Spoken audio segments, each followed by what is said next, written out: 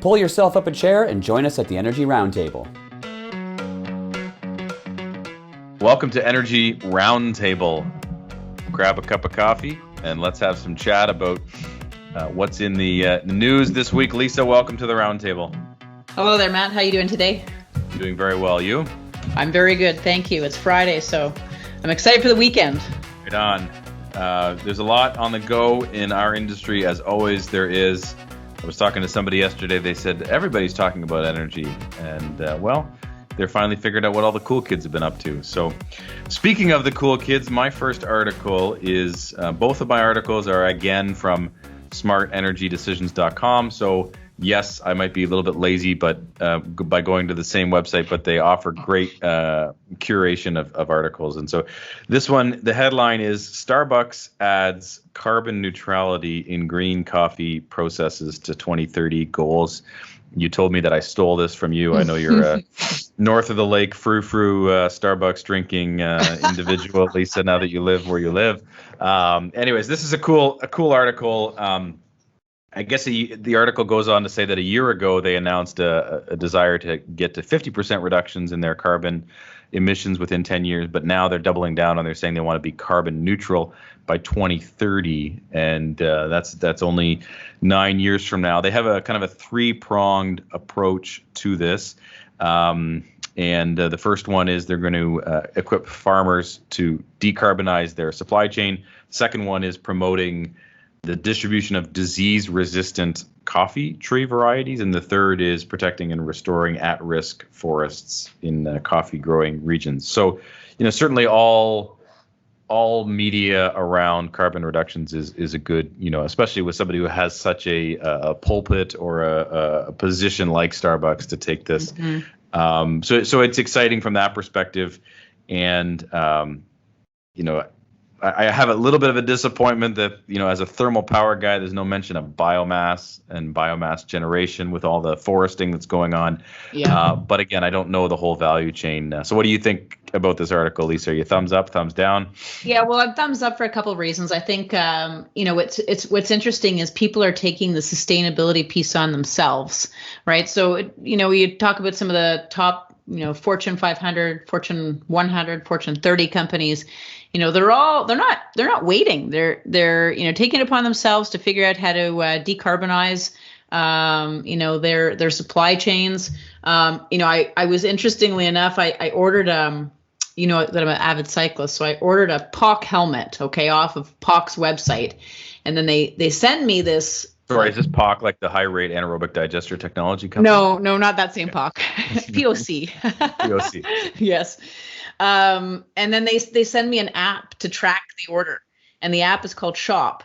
And when I got into the app, the first thing that I saw was they have this carbon offsetting program, so that the shipments are, I guess there's some form of, carbon offsetting that they're doing through a program to plant trees in different parts of the world. And I didn't look through it in a lot of detail, but it just kind of shows you how this is becoming a big piece of, everything that we do, from the coffee that we drink to the POC helmets we purchase online. Right.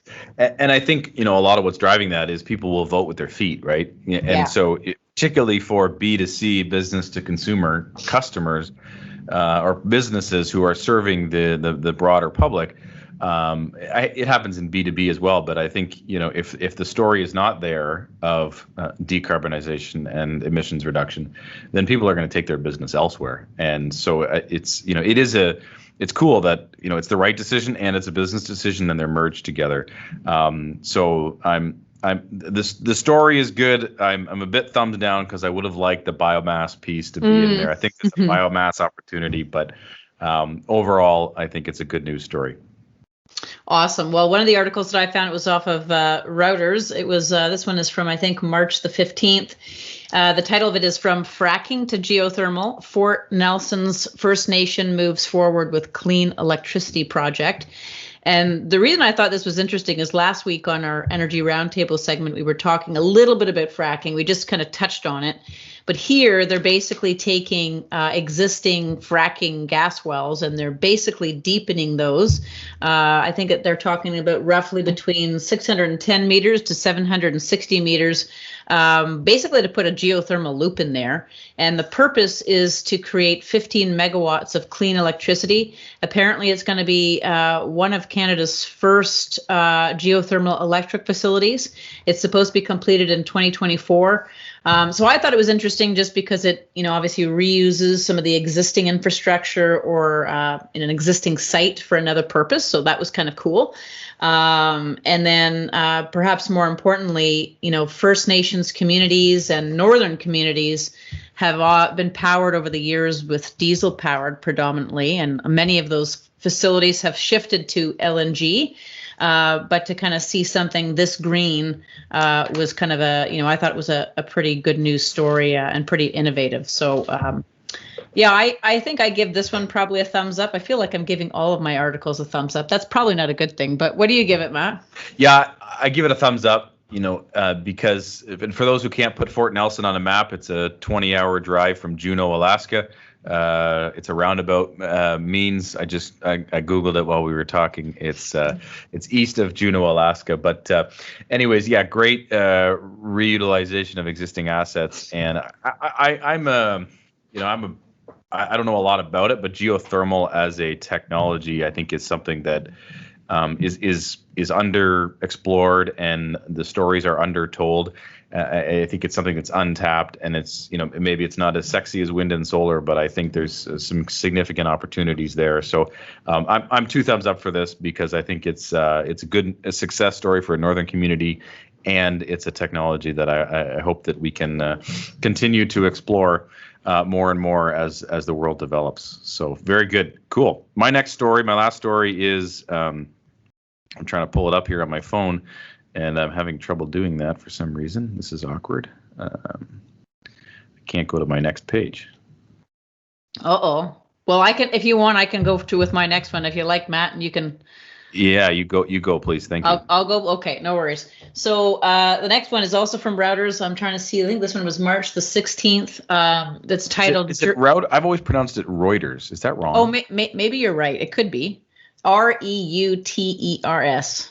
Maybe those who listen and watch can write in and tell us how it's pronounced. Is it Reuters, Routers? Yeah, that's a good question.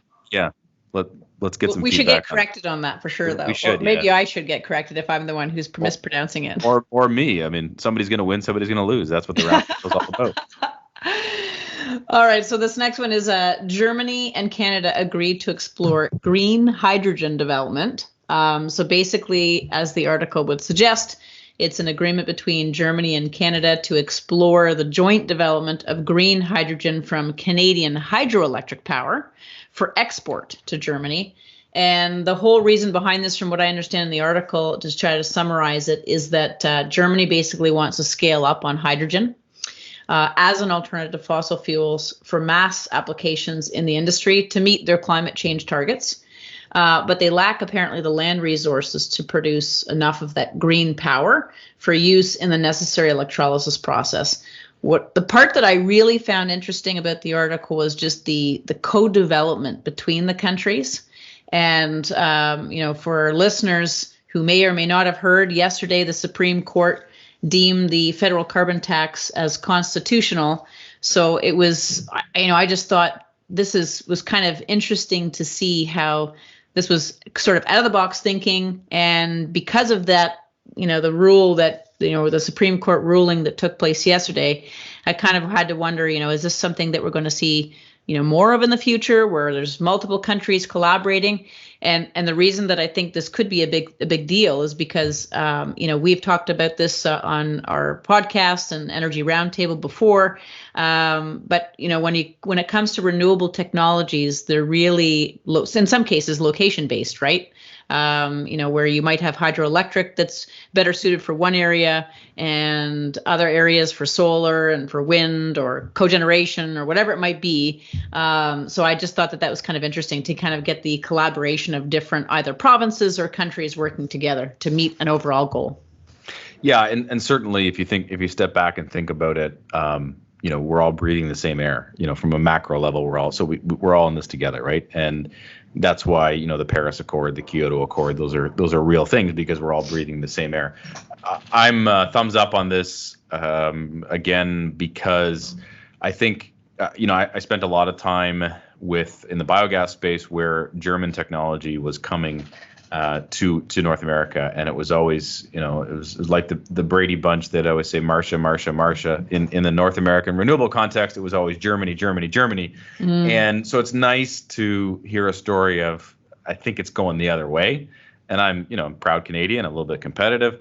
And so to see, some of this go the other way, and maybe it's hydrogenics, technology to make hydrogen, that'd be cool, Canadian technology.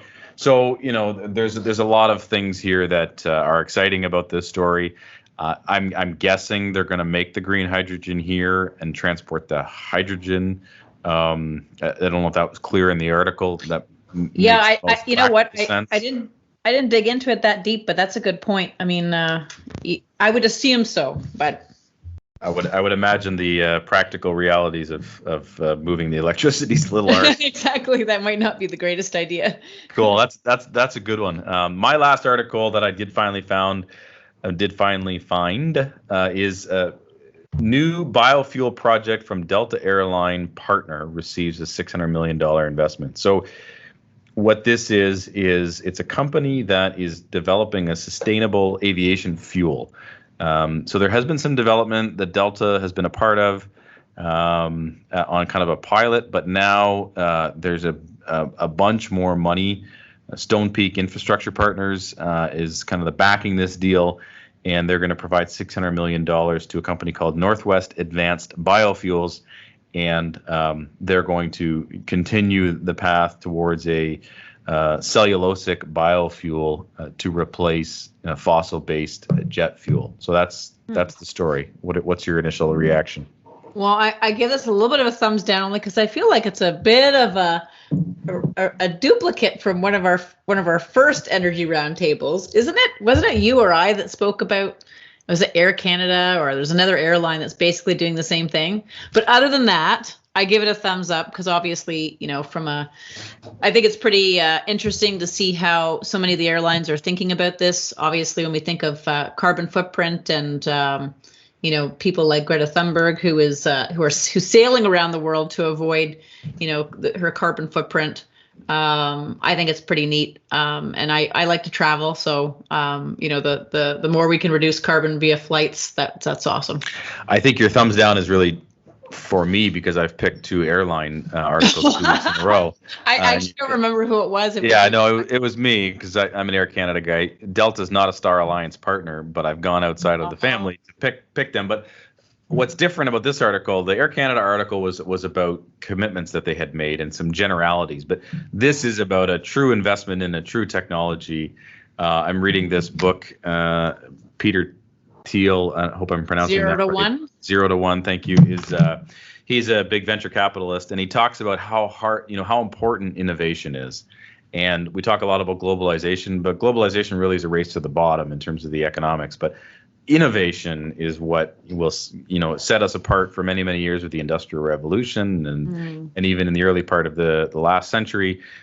But we got to get back to innovation. And so what excites me about that opportunity is it's a step change in terms of the technology. Anytime we're thinking outside the box with the technology is exciting. So to see that much money go towards technology, that's pretty exciting. And that's, airlines are not one of the low-hanging fruit. Like it's going to be hard to get us there. But if we want to go to Fort Nelson or we want to go to Germany to talk about geothermal or green hydrogen, respectively, we're going to have to get on an airplane. And if we value our time, we are. And so we get there. So I'm a thumbs up on this article. I think it's and more importantly, thumbs up on the venture. So very good. It's now time for the Faceoff. We need a sound effect for the face-off. Mark, are you with us? I'm here. Do we edit in some kind of sound effect or something? I have edited in on the previous one the face-off sound from Blades of Steel from Nintendo. I don't know if you remember that sound. It's like face-off. Yes. Okay. Excellent. I do remember that one. I used to play that game with my sister all the time, actually. Yeah. So it'll appear at here, maybe right here. Face-off. All right, there it is. What I wonder what would that have been like, a hockey game on Nintendo between the Barber sisters? Was that a heated affair? Was that like, did she beat the snot out of you, or you beat the snot out of her, and one of you stormed away crying? Or if this gives you a bit of an idea of my sister's personality, not that she's like this anymore, she's sort of changed, but we used to love playing with our Barbies when we were kids. And I remember the moment very, very well. It's very vivid still in my mind, where she came up the stairs yelling at me, smacking me so hard with her Barbie. We used to play with the Backstreet Boys were actually our Kens, because we didn't have any Kens. And then we had the regular Barbies as the women. And anyway, so long story short, she came up the stairs and she hit me that hard with her. I think it was the Danny New Kids on the Block guy, that the leg broke off of the Danny. So we still laugh about that today. So it was pretty competitive back in those days. She was a much better Nintendo player than I was, but that's the answer. Fun time. That's the story I was looking for. Who would win? So you gave it to us right at the end. The mic is yours, Mark.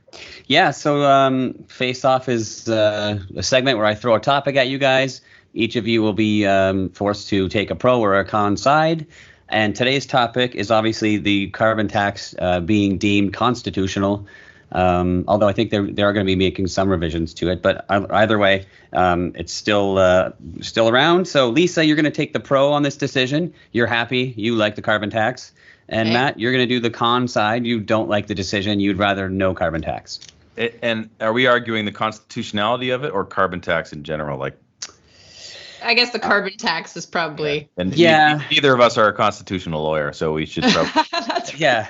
Yeah, let's just keep it fairly broad for this. So who's going first, Mark? Let's hear Matt's side of why he thinks this is a terrible idea. Well, yeah, it certainly is a terrible idea. I think for a bunch of reasons, and I'm no economist, but I think a tax like this is going to disproportionately affect those who can't afford to pay it. You're going to see carbon tax show up all over the place. It's already showing up at the pump. It's already showing up in a broad spectrum of places. And so, as an economic mechanism, I'm not sure that it does what it's intended to do. It is something that's simple and easy to administer. I get that, but I don't think that it is something that is well used. In addition to that, I think it is an unfortunate application that really hurts a lot of what makes the Canadian economic engine go forward. You had Alberta, Saskatchewan, and Ontario on one side, and you had the federal government on the other, and so you have three industry or provinces who are economic engines for Canada, and the reality is they're going to be significantly impeded in their ability to create value and create jobs as a result of this carbon tax. And so, we do, our business does a lot of work in all three of those provinces, and we're going to have to navigate what does that mean in terms of, future investments. And, so, I think there's other ways that we can, drive the same behavior. Personally, I don't think carbon tax is the way that we should be doing it. Okay. Prove me wrong, Lisa. Prove me wrong. Yeah. All right. So I'm taking the pro stance. Right? We're tied at 1, by the way. We're tied at 1. That's right. We need a scoreboard, Mark. Can we have a scoreboard before we start these face-offs?